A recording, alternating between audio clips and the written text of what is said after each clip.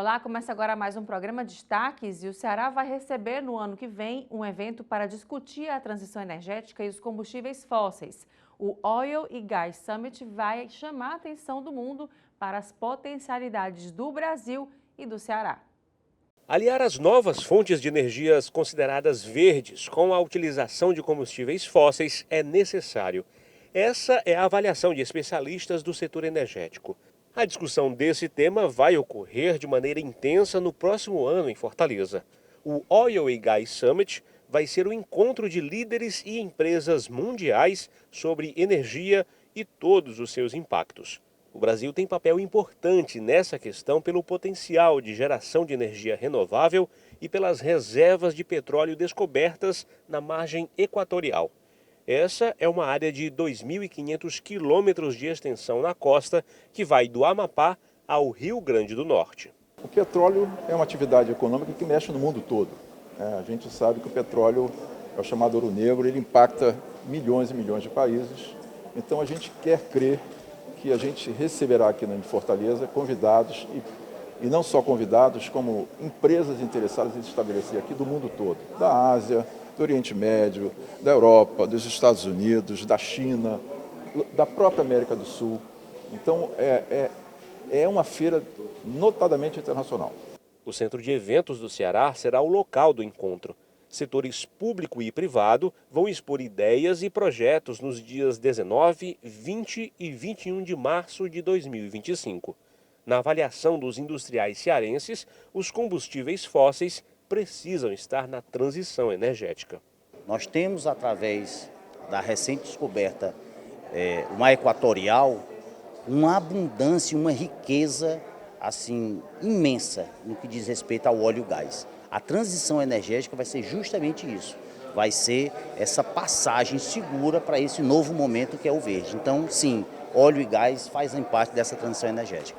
Segundo a organização, o Ceará foi escolhido para sediar o evento pelo pioneirismo que tem exercido na temática energética.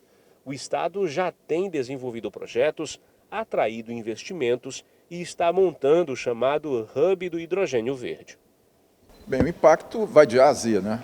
A gente sabe que a atividade de petróleo ela não lida diretamente só com a atividade fim. Você vai influenciar tudo que você puder imaginar, no parque hoteleiro, nos restaurantes, na mão de obra qualificada ou não, na mão de obra temporária, em equipamentos de segurança industrial, em empresas de turismo para transporte de pessoas, empresas de helicóptero para transportar para as plataformas. A atividade de petróleo ela tem uma cadeia produtiva de desenvolvimento econômico muito forte, né? Então isso vai impactar essa região toda do Norte e Nordeste de uma forma significativa. E vamos falar de saúde. No Brasil, o número de pessoas vivendo com sobrepeso ou obesidade tem crescido de modo expressivo. Somente aqui em Fortaleza, o mapa da obesidade destaca que 18,9% dos homens estão em quadro de obesidade e entre as mulheres, 20,9% estão nessa situação. Sobre o assunto, eu conversei com Gláucia Posso, nutricionista e presidente do Conselho Regional de Nutricionistas da 11ª Região. Gláucia, obrigada pela sua presença aqui com a gente no Destaques. Vamos falar um pouco sobre saúde, né? Os cuidados que as pessoas têm que ter agora, principalmente com questão alimentar, a gente está vendo muito isso, né? A propaganda muito forte de alimentos industrializados, né? De se comer muito rápido, de se comer mal. Como é que está isso atualmente? Bem, olá, né, Elaine? Olá a todos que estão nos assistindo. É muito bom a oportunidade para falarmos um pouco de alimentação, de nutrição, né? A cada dia que passa com o nosso estilo de vida, o nosso processo de consumir alimentos, ele tem deixado de ser um prazer para passar a ser uma obrigação e atender a todos os apelos, né, que se trazem para nós a partir das indústrias de alimentos, pelos alimentos em que elas nos oferecem. E o que nós temos que avaliar sempre é que alimento vamos consumir, né? Nós estamos esse ano de 2024 aniversariando 10 anos do Guia Alimentar para a População Brasileira. E o que é que o guia nos traz? É que a nossa alimentação ela tem que ser composta basicamente por alimentos naturais e alimentos minimamente processados. E excluirmos, tentar diminuir o máximo possível os alimentos processados e, de fato, excluir os ultraprocessados, para que esses sejam utilizados por nós em casos raros, né? Aí sim você vai ter uma alimentação saudável e de qualidade no nosso dia a dia. A gente tem visto também, na hora de se alimentar, né, as pessoas cada vez mais rápidas, e as redes sociais e o telefone, né, a tecnologia passando por cima do momento de comer, né, de se alimentar. Isso. Muitas vezes à mesa você não consegue conversar, você não consegue nem ver o que está comendo, às vezes é só o telefone e está apenas colocando aquela comida para dentro sem saborear, né. Isso também é muito prejudicial nesse sentido da saúde? É sim. Né? Como eu disse, a alimentação deve ser um prazer. É um momento em que você dialoga com o alimento, né?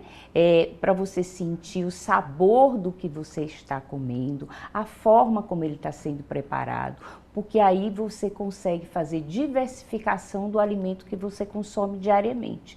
Se eu não dialogo com esse alimento, todo dia eu posso comer a mesma coisa e não vou perceber. Né? É por isso que é esse momento de cultura alimentar que nós temos que ter, né? Saber o que tem no prato, sentir o sabor, mastigar esse alimento para que a digestão seja bem feita e, obviamente, a absorção dos nutrientes também, porque se eu não mastigo bem, a digestão vai ficar prejudicada e aí eu não vou retirar tudo de bom que esse alimento tem. Glaucia, e falando também da profissão de nutricionista, né? A gente vê aí diversos absurdos nas redes sociais, né? De pessoas que se dizem nutricionistas, que querem recomendar o chá para emagrecer, ou cápsula para isso, ou fruta para aquilo. Diz que, eu já vi até um absurdo que era você colocar banana na comida, faz mal, enfim. Coisas que a gente vê nas redes sociais que parecem assim, meu Deus, eu não acredito que é uma pessoa que está fazendo isso. E o pior é que são pessoas que acreditam nisso, né? Acabam fazendo. Não vê de fato se a pessoa é um profissional, né? Se é alguém realmente que sabe do que está acontecendo, né? Do que está falando. Com relação a isso, como é que tem sido esse cuidado de vocês também, com relação ao conselho, para poder também trabalhar a importância de quem está na profissão, de quem está sabendo do riscado, digamos assim? Sim. A missão do Conselho, né, é cuidar da população através de oferta de profissionais habilitados e que tenham formação específica para a atividade da nutrição. Então, a gente tem tido assim, muito olhar focado com a questão, principalmente nas mídias sociais, que é onde os não nutricionistas, tá? Ou então pessoas que até têm uma formação de nível superior, mas não são nutricionistas, no exercício da profissão. Isso não é permitido. Para você ser um nutricionista hoje, você primeiro precisa ter o diploma de bacharel em nutrição e a segunda coisa é estar inscrito no conselho. Está regular, ativo e regular com o conselho.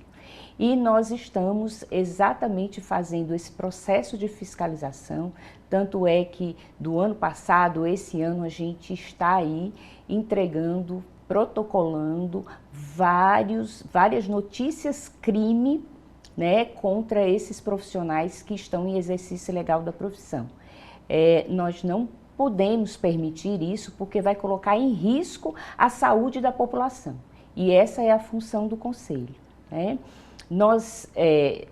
O CRN 11 é um conselho jovem, né? Ele iniciou suas atividades praticamente no ano de 2022, com a atual gestão dele, e recebemos a estrutura com um número pequeno de fiscais e lançamos nesse ano o concurso para nutricionista fiscal. Estamos, inclusive, em fase de inscrição, né? O processo de inscrição iniciou no dia 7 de fevereiro, quando foi lançado o edital, e vai até o dia 11 de março. Então, profissionais nutricionistas que têm interesse em ser fiscal do Conselho, o concurso está aberto, aguardando por vocês, para que vocês possam vir conosco, né, atuar em defesa da população. Porque a fiscalização é para isso, atuar em defesa da população, ofertando profissionais habilitados para esse exercício. E às vezes a pessoa, de forma mesmo sem entendimento, né, ela acaba seguindo o que aquele blogueiro, enfim, influenciador está falando, né, sem um pingo de entendimento mesmo científico, né, de estudos voltados para aquilo, né, às vezes a pessoa realmente ela não pode ter contato com determinado alimento, né, ou determinada substância, acaba fazendo isso. A gente viu recentemente uma pessoa que tomou um suco de inhame, né, que acabou falecendo, porque falaram que era contra a dengue, enfim, absurdos que a gente vê nas redes sociais que as pessoas acabam seguindo, né, e acabam ingerindo certos alimentos de forma sem nenhum tipo de controle, né? Nenhum, né? Todo profissional nutricionista habilitado, ele sabe que só pode trabalhar com evidências científicas, né? No momento, a grande falácia é com a questão da banana, né? Mas nós ainda não temos evidências científicas comprovadas, estudos foram iniciados, mas ainda não foi comprovado, e se for, também não é dessa forma que será aplicado para a população. A outra grande questão é porque nós sabemos do problema da obesidade a nível mundial, não é só nosso, crescido exorbitantemente, mas é pelo nosso estilo de vida. Então, se voltarmos para uma alimentação saudável, equilibrada, esse risco diminui consideravelmente. E isso associado com atividade física.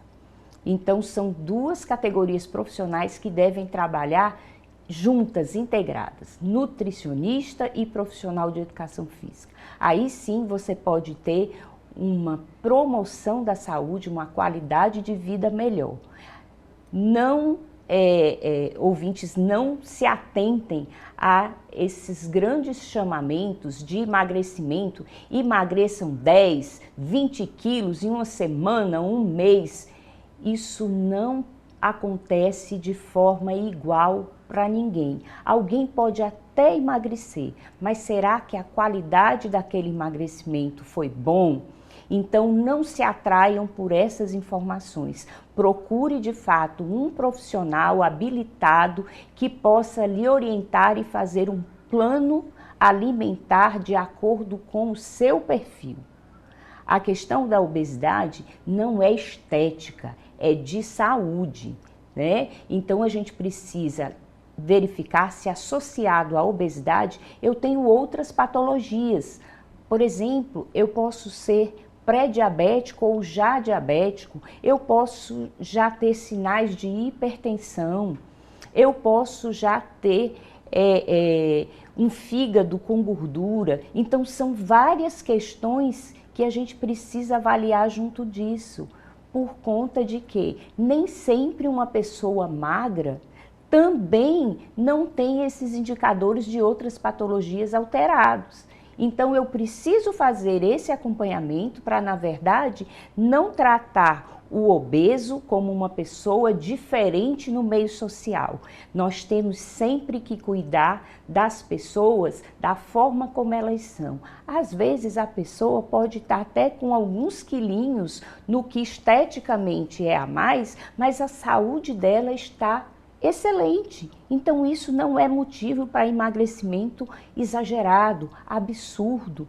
E aí você pode, como já aconteceu e acontece em vários casos, da pessoa também entrar em processos de transtornos alimentares por essas ações de mídia exagerada e falsa, né? Então, a gente precisa tomar cuidado com isso. Da mesma forma que nós precisamos, como Brasil, cuidar das pessoas que estão com excesso de peso, nós também precisamos cuidar das pessoas que não têm o alimento para comer.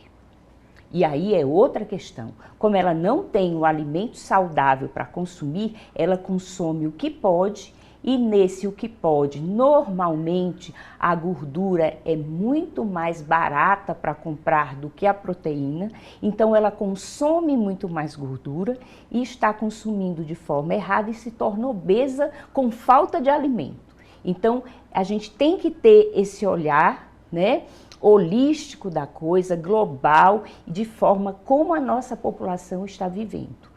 Por isso, a necessidade de termos o profissional nutricionista na atenção à saúde. Atenção à saúde lá no posto de saúde para atender quem é SUS dependente, quer dizer, o seu cuidado à saúde é totalmente pelo SUS, mas também nos planos de saúde, para que tenha o profissional nutricionista acessível para que a população faça uso desse conhecimento científico que o nutricionista tem. Pois é, falando também sobre a questão das crianças e dos idosos, né? O cuidado também com esses públicos é importante, né? A gente vê as crianças, o que é mais fácil, né? Às vezes um salgadinho pronto, né? Um suco industrializado, talvez na pressa, né? A gente acaba colocando isso, tendo essa opção. A fruta já é um pouco mais, digamos, né, complicado no sentido de que culturalmente, né, às vezes você acha mais fácil colocar no lancheiro um lanchinho pronto e pronto. Como é que a gente tem que ter esse cuidado com esses públicos, né, tanto para a criança como também para o público idoso, já que é uma fase da vida que requer também mais cuidados? Sim. Aí, no caso das crianças, né, nós também temos um guia para a população até 2 anos de idade, né? E que ele traz a mesma recomendação. Então, as crianças, elas precisam basicamente se alimentar somente por alimentos naturais, né? Os in natura e os semiprocessados. Então, o franguinho com arroz, tá? Girimum, cenoura, fruta, pode ser a nossa fruta da estação, e consumir banana, consumir laranja, mamão, que não são frutas caras. E elas trazem todo esse retorno. Evitar o máximo possível suco industrializado, refrigerante, nem pensar, tá? Porque se você, com a criança, quando ela inicia o processo de alimentação além do leite materno, né? Ela começa o quê? Criar o paladar e o hábito de consumir esses alimentos. Normalmente, criança que até os 2 anos de idade nunca consumiu refrigerante, quando ela vai experimentar, ela acha ruim. Ela não gosta, né, o gosto, gás, muito doce. Então, é da forma como você vai introduzindo esses alimentos na vida da criança. E para os idosos é a mesma coisa. Quanto mais alimentação in natura e semiprocessadas, melhor, porque tem tudo o que ele precisa. E, obviamente, o idoso, ele sempre começa a perder a massa muscular, né? Que é o que nós chamamos de massa magra. Então, ele precisa ter um consumo maior de proteína. Aí não adianta eu te dizer quanto, porque vai depender de cada pessoa. E outra coisa, verificar quais são as patologias que esse idoso tem, porque normalmente quando nós nos tornamos idosos, a gente começa a vir junto outras patologias, e isso precisa estar tudo juntinho, agregado, para que ele receba essa alimentação de forma correta. Mas para não errar, independente da faixa etária, faça a opção por alimentos in natura, semiprocessados, com o mínimo possível de gordura, sal e açúcar. E agora o intervalo. A gente volta em instantes com mais destaques.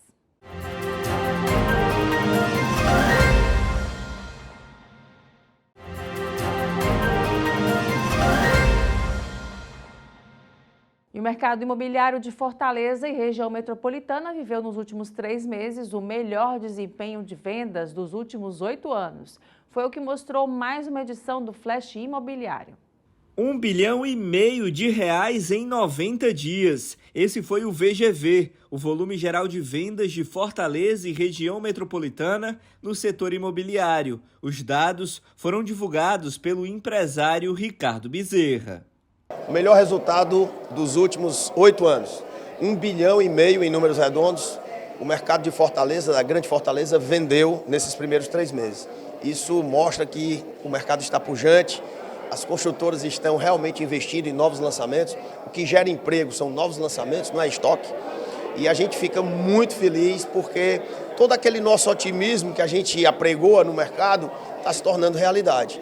Não é um otimismo gratuito. Os números estão aí. 1,5 bilhão de reais em Fortaleza nos 3 primeiros de 2024.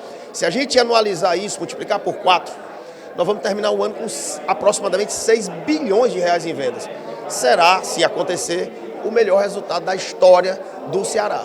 O melhor resultado de um trimestre nos últimos 8 anos no mercado imobiliário de Fortaleza e região metropolitana eleva a perspectiva de desempenho anual. A estimativa é de alcançar os 6 bilhões de reais em volume geral de vendas até o final de 2024. O Flash Imobiliário ocorre uma vez por mês há mais de 10 anos. A edição de abril deste ano teve como convidado principal o presidente da Câmara Municipal de Fortaleza. Fortaleza hoje passa a ser tem um olhar especial hoje do Brasil inteiro. Fortaleza e a região metropolitana já tem hoje como destino turístico maior do Brasil e as pessoas acabam investindo aqui, muitas vezes até com uma segunda moradia, comprando um imóvel para passar férias, né, imóveis de veraneio. Então, tudo isso aquece muito a economia. Então, o mercado imobiliário tem uma importância muito grande no desenvolvimento de Fortaleza e, obviamente, a Câmara tem que estar atenta para isso, entender quais são as angústias, entender quais são as queixas, as sugestões, para que a gente possa legislar em direção desse desenvolvimento que a construção civil e o mercado imobiliário promovem em Fortaleza. Os principais construtores cearenses marcaram presença por aqui. Na avaliação deles, a oxigenação que o mercado da construção civil vem recebendo atualmente é animadora.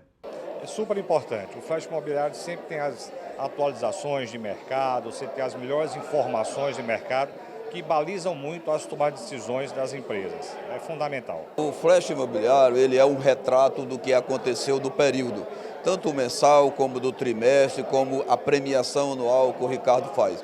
Isso é muito relevante porque motiva o mercado, motiva todos os construtores, todas as imobiliárias a estarem atentas com seus produtos, qual é o produto que está mais em evidência, qual é a região que está com mais chance de vender bem. Então isso favorece muito que a gente fique sabendo aonde é que pode fazer novos investimentos. Esse encontro é importante porque você encontra todas as construtoras aqui, as principais do Ceará, que você faz aqui uma conversa, né, do mercado imobiliário, né, discute tendências, né, e apresenta todos os produtos que vão ser lançados em 2024. Um dos motivos para esse bom desempenho é justamente o segmento da segunda moradia, que, segundo o Ricardo, deve continuar forte. Novos lançamentos estão aconteceram recentemente, o Beach Class Cumbuco, o BS Wave, o Ocean Garden Cumbuco, o Ocean Garden Porto das Dúvidas, não para, é muita coisa. E agora esse mês nós estamos lançando, agora em maio, o Ocean Way Riviera da Placic e da Tec, que tudo indica vai ser um grande sucesso. E a Assembleia Legislativa do Estado do Ceará recebe o primeiro encontro EUSA Mulheres, Empreendedorismo e Liderança no dia 22 de maio. O evento é gratuito e vai ser destinado a mulheres empreendedoras, além de instituições que tenham ou desejam desenvolver ações para o empoderamento feminino. E sobre a programação, eu converso com a Aline Cordeiro, administradora e idealizadora do EUSA Mulheres. Obrigada pela sua presença, Aline. Muito obrigada a você, Elaine, obrigada a toda a rede aí, otimista, porque ter espaços para a gente fazer essa divulgação, ter espaços para que a gente realize um convite que para nós é tão importante, isso é muito valioso, né? Dia 22 é dia de comemorar, é dia de comemorar o aniversário de 5 anos do programa USA Mulheres. É um programa que representa um negócio social, e na hora que nós falamos de 5 anos, isso passa muito rápido, mas hoje a gente consegue perceber que nós temos, sim, um programa estruturado. E quando eu falo de programa, é até importante ser destacado, é porque nós temos dentro do programa um conjunto de projetos e de ações que são desenvolvidas sobre esse guarda-chuva, grande guarda-chuva, que é o USA Mulheres. Então, dia 22 é dia de celebrar. Pois é, e aí nesse dia, né, de celebração aí, como é que está sendo a expectativa dessa programação? Conta para quem está assistindo o que está sendo pensado para esse dia como um todo. Vamos lá, Elaine, na hora que a gente se reuniu para pensar no evento, esse evento, Festa Boa é festa que a gente tem gente feliz, que a gente convida quem a gente gosta, quem a gente acredita ser importante estar presente. Festa de comemoração é festa que tem música, é festa que tem dança e é festa que a gente tem muitos afetos. Então, dia 22, no Auditório Murilo Aguiar, da Assembleia Legislativa do Ceará, e aqui vai um agradecimento pelo apoio da Assembleia. Depois eu quero agradecer a cada uma das instituições que estão com a gente, fazendo com que isso aconteça. Nós vamos ter um momento de apresentações culturais. Nós vamos ter apresentações culturais que são motivadoras, que trazem boas energias, que também trazem reflexões sobre a questão do empoderamento feminino, sobre a questão dessa mulher ter cada vez mais protagonismo. Vamos ter isso com a questão da nossa parceria com a ONG BECAD. O BECAD é uma instituição que tem um nome extremamente forte quando a gente fala de dança aqui no estado do Ceará, da arte e educação. Então, ela nos presenteia e presenteia a todas as mulheres. E a gente quer um auditório lotado de empreendedoras, de instituições que estão levando mulheres para que estejam lá comemorando com a gente. Nós vamos ter a dança, vamos ter, junto com a dança, o que nós chamamos de esquete teatral, vamos ter uma apresentação de música com meninas que cantam, tá? Da escola Pipa, que é uma escola de ensino médio lá do Icaraí. São meninas que vão estar cantando para a gente com relação à diversidade, que vão estar cantando para que a gente, cada uma de nós, mulheres, e aí meninas e mulheres sim lá colocadas, nós tenhamos mais afeto e que a gente acredite que somos capazes de muito, né? Vamos ter ainda a exposição dos projetos que estão por vir, que são iniciados ao longo de 2024, com a presença das instituições que já estão conosco na parceria para as ações do programa USA Mulheres. Então, é uma tarde que a gente... É uma tarde da gente sair de lá e dizer: estou feliz por ter vindo, estou feliz por ver tanta gente acreditando em mudanças efetivas em relação à vida de mulheres. Pois é, Aline, é tão importante, né, falar sobre isso, falar inclusive também nessa independência feminina da mulher, né, da necessidade disso também, de se passar por essa liberdade. É um dos temas que vocês vão abordar lá, né? Sim, e aí, Elaine, tem algo muito importante. Nós, muitas vezes, nos deparamos com muito discurso, né? Discursos que eu colocaria aí que trazem o empreendedorismo numa vertente muito cor-de-rosa, que tudo é muito bonito, mas que efetivamente pouco transformam vidas. Então, de uma forma muito concreta, nós vamos estar trazendo instituições que nós vamos estar, ao longo de 2024, trabalhando em parceria, que são exemplos reais do que a gente pode fazer. Então, quando a gente coloca no convite que além de mulheres que já estão empreendendo, que pretendem empreender, que possuem negócios, nós queremos convidar instituições que possam se fazer presente e perceberem que elas podem fazer muito mais ao elegerem essa mulher e a autonomia econômica dela para serem trabalhadas. Vou te dar um exemplo, né? Nós vamos ter um case, né? Um case que está começando agora, na verdade, no fim de semana acho que é no fim de semana que antecede a realização do evento, a gente tem a primeira oficina chamada Dinheiro em Foco, Educação Financeira para Servidores Públicos Municipais. Essa oficina, na verdade, vai ser resultado de uma parceria de um sindicato de servidores públicos municipais. É um sindicato que tem servidores efetivos e aposentados, nos quais 70% das vagas para participar de todo esse projeto, que trabalha além de capacitação, mentoria, em relação à situação financeira de seus filiados, serão vagas destinadas a mulheres, porque qual é a realidade que a gente muitas vezes se depara no serviço público?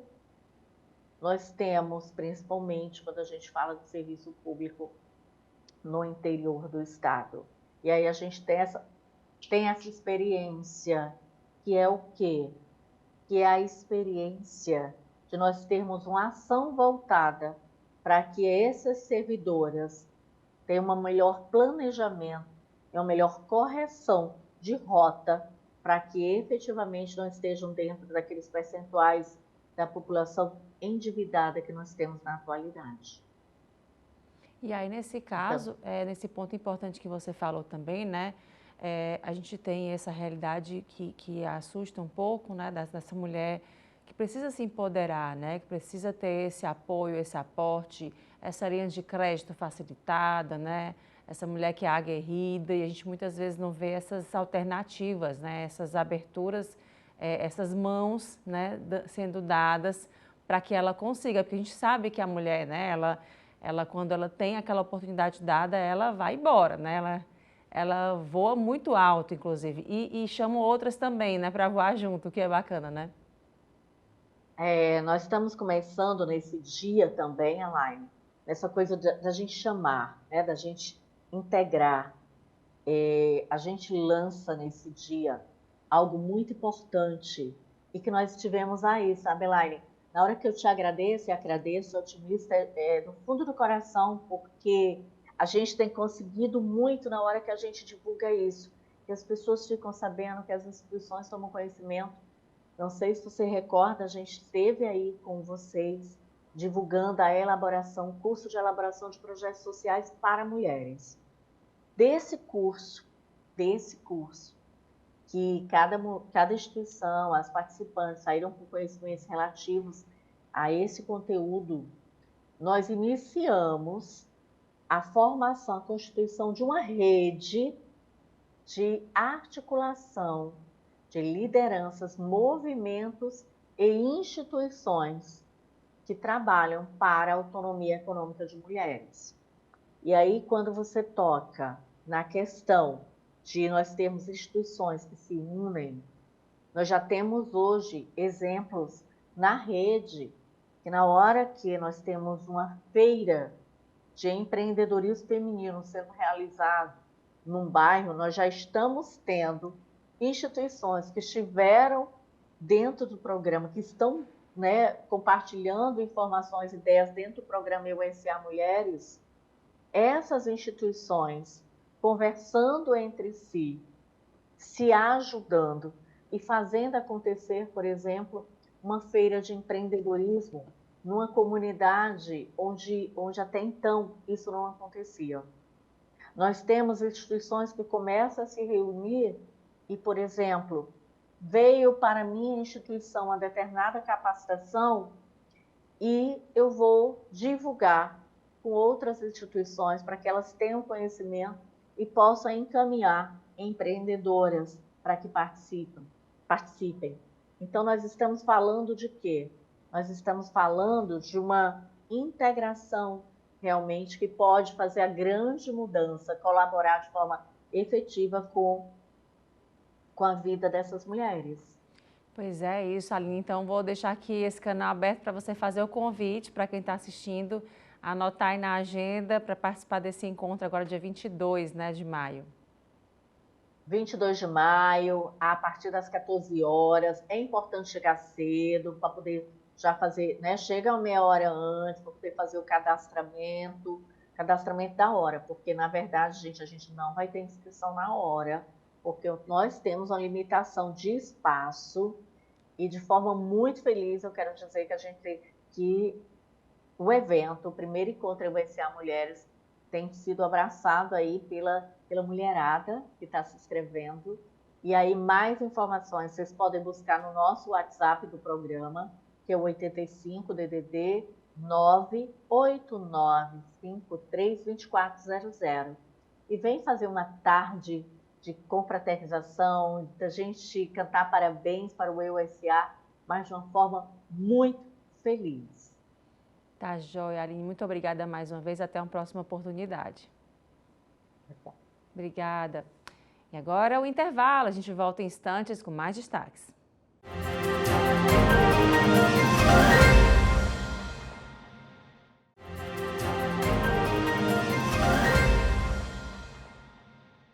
E o Senado vai apresentar recurso contra a decisão do STF que suspende a desoneração da folha de pagamento. Os técnicos do Senado Federal, consultores legislativos, tanto da área legislativa quanto de orçamento, a Advocacia Geral do Senado, para poder debater os termos dessa nova ação direta de inconstitucionalidade da Advocacia Geral da União, que tramita agora no Supremo Tribunal Federal. Recebi também hoje a visita e participou conosco o líder Efraim Filho, que é o autor do projeto que culminou na Lei 14.784 de 2023, que é da desoneração da folha de pagamento dos 17 setores e dos municípios, justamente para que nós pudéssemos fazer uma análise, tanto do seu ponto de vista técnico quanto do seu ponto de vista político, em relação a esse assunto que, de fato, surpreendeu a todos, especialmente pelo momento que nós estamos vivendo,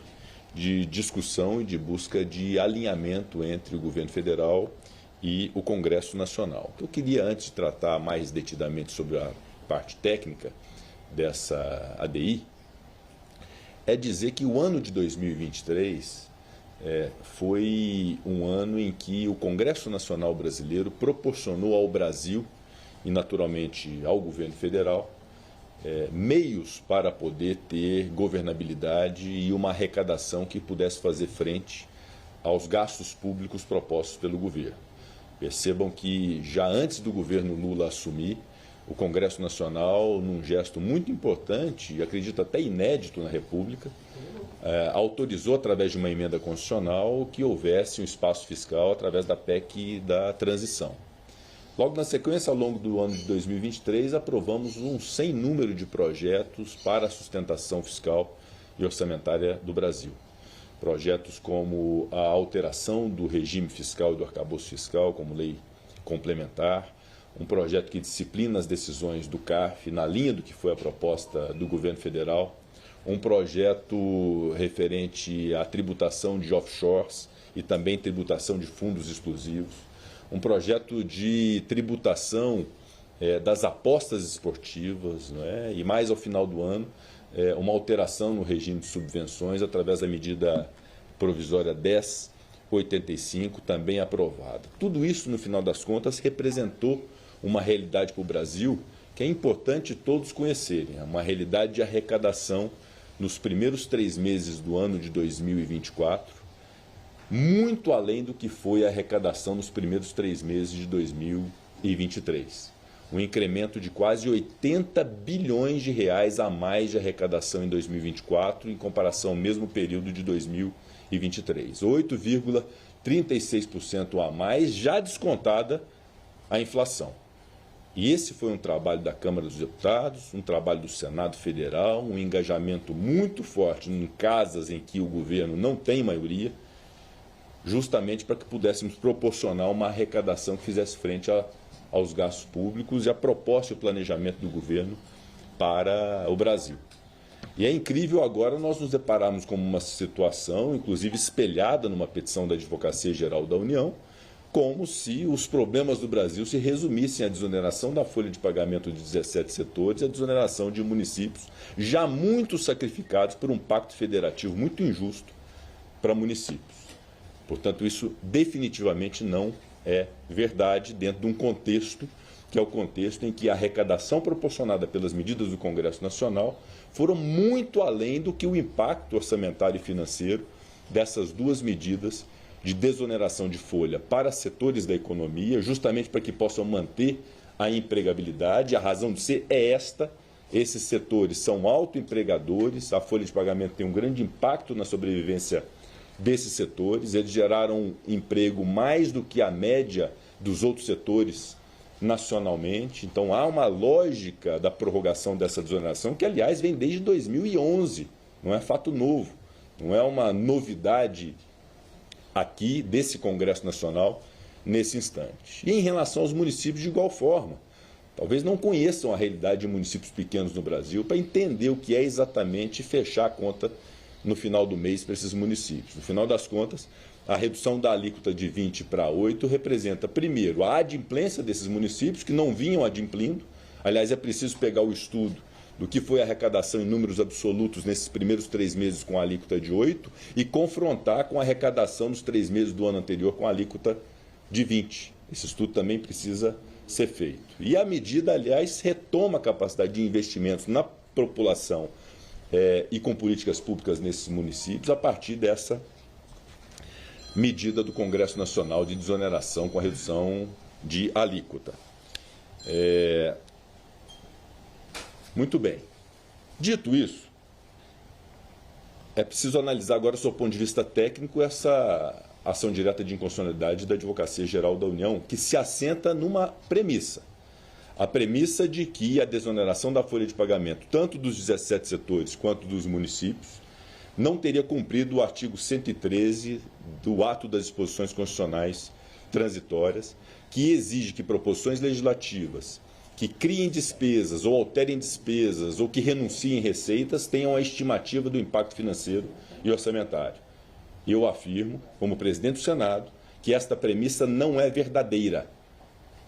O projeto de lei, a lei que foi aprovada, 14.784 de 2023, prevê de maneira muito clara, categórica e material, no trabalho feito pelo relator, senador Ângelo Coronel, num projeto do senador Efraim Filho, a estimativa orçamentária e financeira exigida pelo artigo 113, tanto para a desoneração dos 17 setores, quanto para a desoneração dos municípios. Portanto, esse requisito invocado pela Advocacia Geral da União como descumprido para justificar o acolhimento de uma ADI não procede, está materializado no processo legislativo e nas demonstrações que nós faremos ao Supremo Tribunal Federal através de uma medida que tomaremos hoje, que é um recurso de agravo em relação à decisão do ministro Cristiano Zanin, justamente para demonstrar a realidade do que se apresenta, ou seja, a lei obedeceu o artigo 113 da ADCT.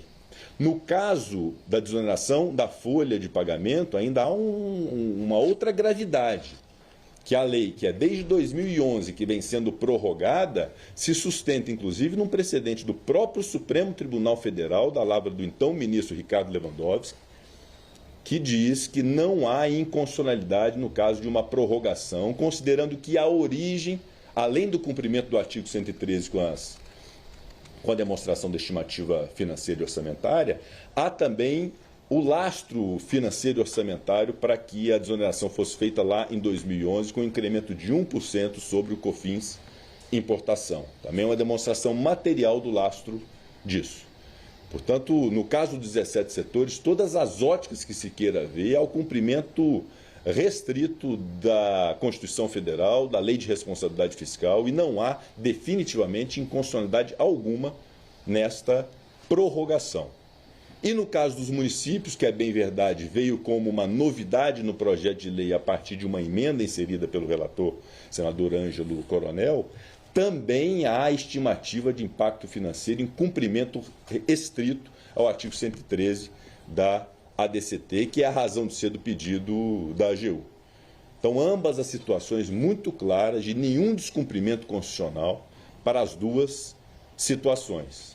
Agora, é bem verdade, se exigir em relação aos municípios, cujo impacto é de 10 bi, devidamente estudado e apresentado, e reconhecido, inclusive, pela própria AGU, que trouxe, inclusive, o impacto orçamentário dessa desoneração dos municípios. E mais além, o próprio governo federal, que hoje alega inconstitucionalidade, articulou esse assunto através de medida provisória, agora através de um projeto de lei de urgência constitucional. Nunca se falou em inconstitucionalidade antes.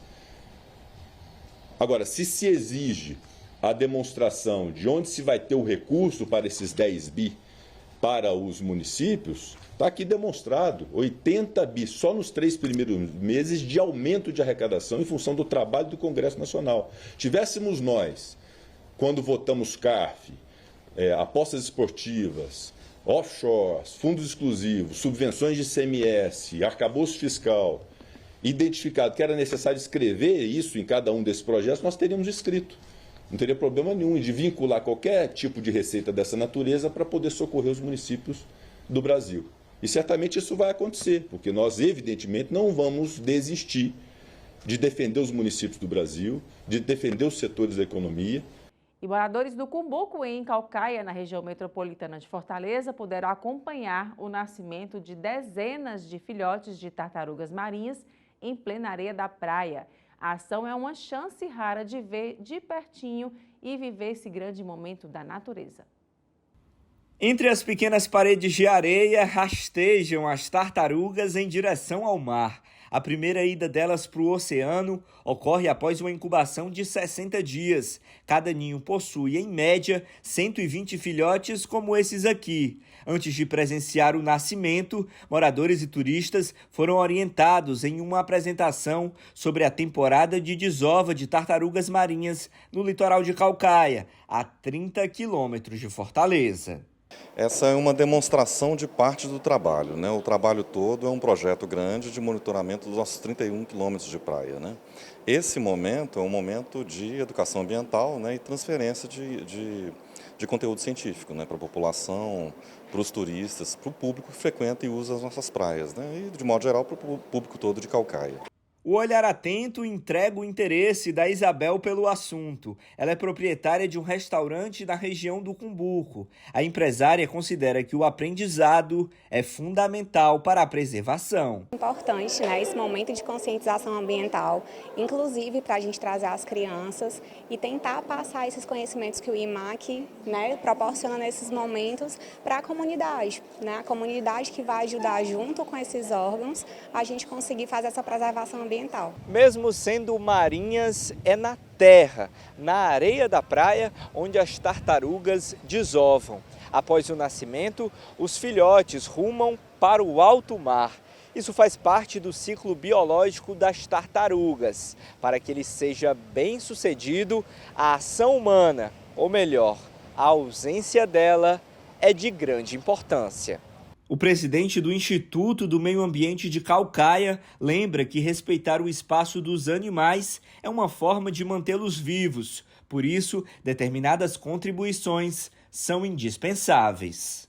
Sempre que a população adere, por exemplo, à iniciativa de não circular na praia com veículos tracionados, automotores, já é um grande ganho, né? Evita-se atropelamento de animais, evita-se que um afundamento de um ninho. Inclusive a prática segura do banho nas praias, né? Praia não é lugar de carro, né? Lugar de gente. A espécie dominante por aqui é a de tartaruga de pente. Até agora foram 125 ninhos registrados na orla de Caucaia neste ano, o que significa um aumento de 30% em números de ninhos na comparação com o mesmo período do ano passado. Isso reforça a urgente necessidade de consciência e de engajamento da população com a pauta ambiental. Até o momento, comparando-se ao ano passado, 30% superior. Isso pode acontecer por uma série de coisas, temperatura, chuvas, né? A gente está passando por um período de volume chuvoso maior. Isso também pode influenciar, né, a atração das tartarugas, porque existe também maior volume de matéria orgânica entrando no oceano, melhor condição alimentar. Então a gente precisa acumular os dados ao longo de um grande período de tempo para tirar conclusões, né? Esse episódio de hoje e alguns outros em áreas muito densas são acompanhados por nós, né? De modo a isolar a área para que não haja pisoteio, não haja possibilidade de alguém levar uma tartaruga, né? É natural, as pessoas querem, né, tocar nos animais, mas é muito importante que isso não aconteça, né? De modo a preservar o máximo possível a condução natural dela para a água, né? As tartarugas, na verdade, depois de nascidas, elas só retornam para o continente, para a praia, as fêmeas quando botam os ovos, né? E os machos só se estiverem doentes, né? Então, o ambiente delas é o marinho e quanto mais rápido a gente puder conduzi-las para o ambiente natural delas, melhor.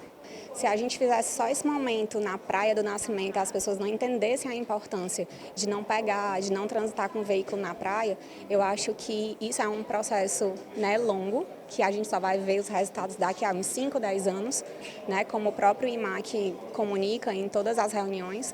E eu acho que se todos os empresários aqui se juntassem, né, e tivesse essa educação em casa, com certeza a gente já tinha aí um número muito maior de ninhos. E o Destaques fica por aqui. Obrigada pela sua companhia e até o próximo programa.